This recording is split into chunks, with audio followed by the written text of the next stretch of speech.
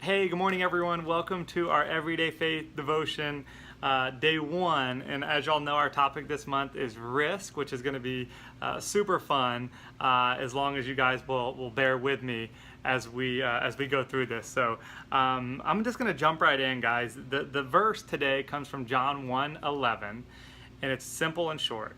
He came to his own, and his own people did not receive him.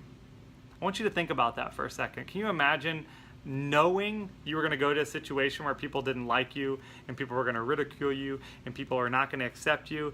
There's a good chance I wouldn't go. There's a really good chance I wouldn't go into that environment.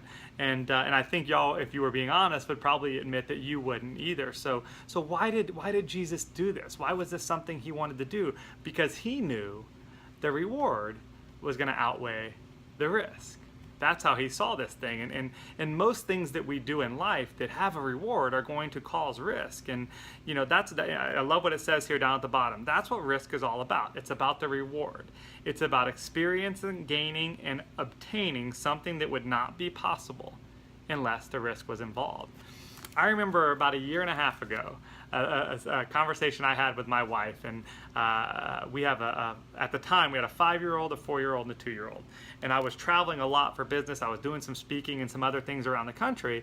And I remember my wife sitting me down and saying, "This isn't what I wanted in a marriage." And I was like, "Uh-oh, this isn't going to go well." And she said, "I don't want someone that's going to travel all the time. I want someone that's going to be able to be present." And, my business was just ramping up and I had a lot of good things happening outside of the family, right, with work, because as a father and as a husband, I think I have to go provide.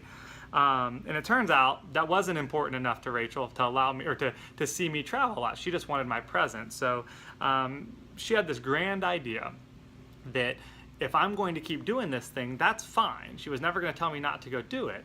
But if I'm going to do it, we need to do it together. And so she decided that the best thing for our family to do would be to move out of our home and grab an RV and travel the country for a year. And I thought, you are crazy. There's no way. I've never camped in my life. There's no way I can drive a big rig like that. Like, this is not non-negotiable, not going to happen. And I slept on it a few days. And the more I thought about it, the more I prayed about it, was it a risk? Absolutely. To leave the comfort and the space of the home that we had, to get in an RV with 3 kids under 5 years old and just go. That was super uncomfortable for me. And we were definitely not ready to do it even when we did decide to do it.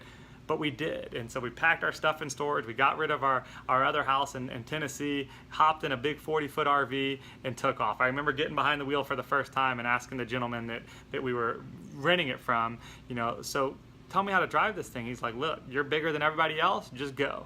And that's literally my driving lesson in the RV. And so we did it. We did it for a year. We lived in an RV. We traveled around the country. And some of the most amazing things happened during that time. And God put that on our heart, or put that on her heart, because it sure wasn't on my heart at the time.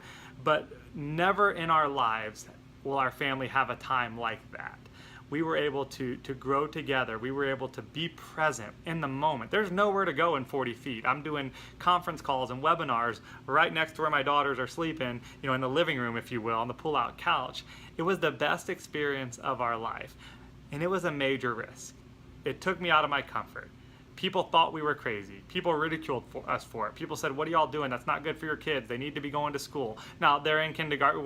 My oldest is in kindergarten now. Don't worry, we're sending them to school.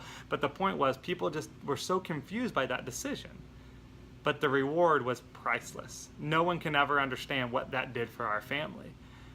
So what is that for you right now? What is your RV trip? What is your thing that is a major risk and may make you a little uncomfortable and may make people talk about you and may make people think you're crazy? What is that thing for you today? I challenge you to take a step toward that goal. I'm not saying go get an RV. I'm not telling you to go tell your husband or your wife that it's time to get an RV and go travel the country. Some of y'all probably still think we're crazy for doing that. But again, this was more about me, my family, and what we could do through that year. So I'm thankful for that journey. What is that for you? I challenge you to get closer to it today, guys. See y'all tomorrow. Be blessed. Bye-bye.